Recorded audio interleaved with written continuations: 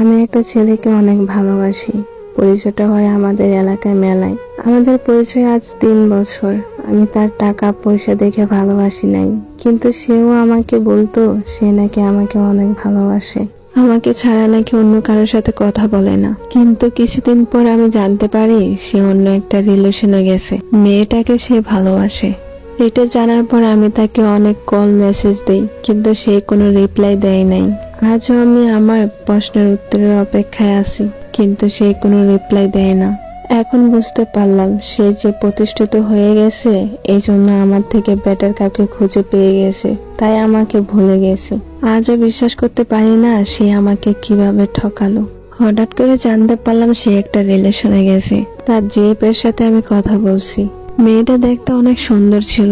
যখন আমি তার সাথে কথা বলতেছি তখনই মেয়েটা আমার সাথে অনেক খারাপ ব্যবহার করছে। তখন আমিও পারতাম মেয়েটার সাথে খারাপ ব্যবহার করতে, তবে আমি কিছু বলি নাই। তখন আমি কথাটি তার কাছে বললাম, কিন্তু সে কিছু বলল না।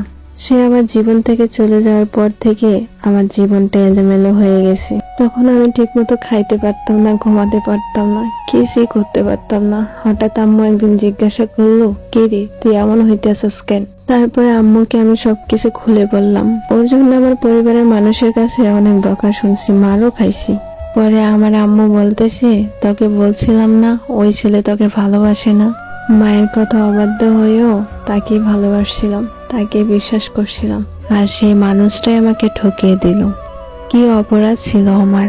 আমি তো তোমার কাছে কিছুই চাই নাই, শুধু একটু ভালোবাসা চেয়েছিলাম। এটাই কি আমার অপরাধ ছিল?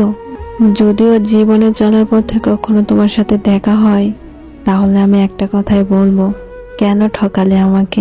এই প্রেম যে সুখের নামে শুধু দুঃখ দিতে জানে, তবু সুখের সেদিন ভুল